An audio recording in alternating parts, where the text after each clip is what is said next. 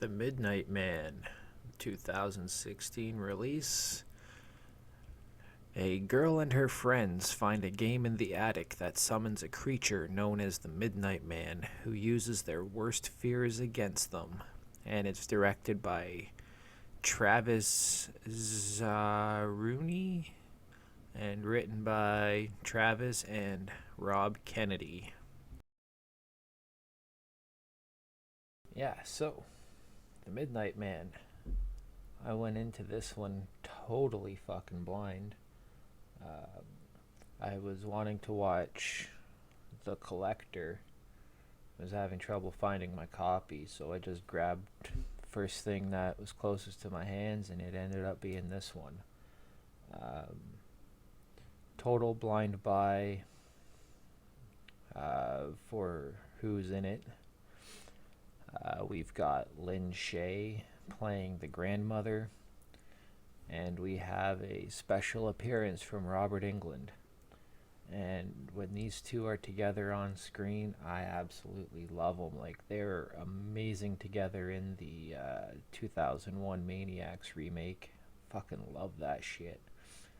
Anyways, this one is totally different from that movie, but it's actually pretty fun for it being like a mainstream release, I guess you'd call it.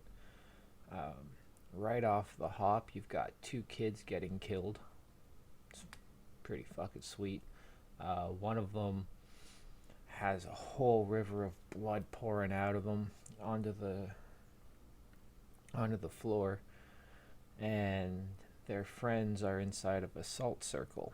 Because in this game, it said that if your candle blows out and you can't get it relit in 10 seconds, to do a circle of salt around yourself to protect yourself from the Midnight Man. Well, the Midnight Man is smart, and he makes the blood flow towards the circle to wash the salt away so he can get to the others. There's a whole bunch of other rules, and this next kid breaks the rules by leaving the house. It's the other thing. You're not supposed to leave your house until the game is over, and the game ends, I think it said at 3:30 or 3:15 a.m. So until that time, you're not allowed to leave. Kid leaves. He's on the sidewalk, thinks he's getting away. Midnight Man appears from behind him and just squashes him. Pretty sweet. And that's like the little precursor intro to the movie. Then it's present day, and Lin Shaye's granddaughter or grandkids are there, and I guess, yeah, it's the granddaughter and her boyfriend or her guy friend, whatever, and she finds the game, decides to open it up, and the whole thing starts over. Lin Shaye starts losing her shit. Like, oh my god, you touched the game, da da da da da da. And then she can hear her counting down with the candles, and she's laying in bed doing the countdown herself and everything, and just acting really creepy. And she was just awesome in it, as always. I love Lin Shaye. But what really surprised me in this movie was the amount of bloodshed and violence that's in this. The Midnight Man don't fuck around. He's there to just absolutely destroy people mentally and physically. And I love it. The way he like grips people so that their eyeballs almost popping out of the socket, and he's just like, show me your fears. And everything like that. And once he gets a hold of what frightens these people, he is relentless. There's one girl who's haunted by what happened to her rabbit when she was a child. So he gives himself like a big white rabbit head, and he just slowly stalks her and talks to her in this really creepy voice. Oh, it was awesome. drives her to an imaginary suicide, and you see her fully just carve up her neck, nice and close, bloodshed everywhere. My camera froze. That's fantastic. Hopefully it's still recording. Yeah, like, camera's right up as she's slitting her throat, blood pouring everywhere. Oh, it was fantastic. Just the violence and the bloodshed, the suicides. You see someone hang themselves off the second floor of their house. All sorts of crazy shit. And I thoroughly enjoyed it.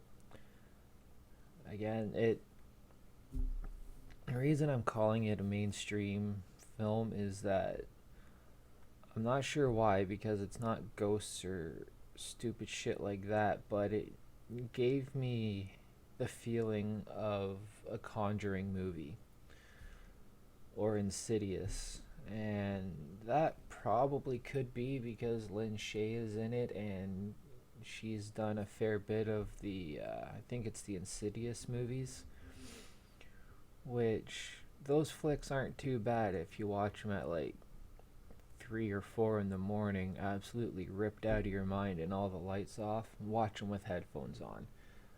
Those movies are much, much better with headphones. But yeah, back to Midnight Man. I'm most definitely gonna be revisiting this flick in the future. It was a lot of fun. Um, the kid actors in it were pretty good. Well, teenage young adults, they were all pretty good in this. No real bad overacting or anything like that. They portrayed their fears pretty well and the panic and everything. And it's a nice simple movie. Robert Englund as like a psychiatrist, doctor person. He's great at playing like wise old man roles. Lin Shaye just acting like a senile old lady, being all scared and nervous and shit. She is just awesome in this. I really loved her in this movie. The Midnight Man, I want more of him. I want more movies of him just destroying people. I think they can pull it off. The ending did leave enough where they could do a sequel. Not in a horrible sequel bait way, just it's like, oh, that was fucking cool type of way. And with how badass the Midnight Man is in this, I want more. I want to see him just fucking destroy everybody.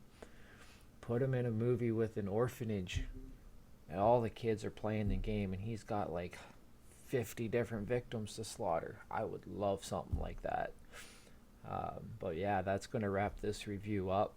The Midnight Man, 2016. Check it out, folks. It was pretty dope. Stay sleazy. Peace. Side note, I just saw, or it said it's from the executive producer of Sinister. If I had seen that before putting the movie on, I wouldn't have watched this movie. I fucking hate Sinister. Thankfully, I didn't notice that shit, and I watched it because it was a good movie. But yeah, I just wanted to put that out there and say fuck Sinister. That shit sucks.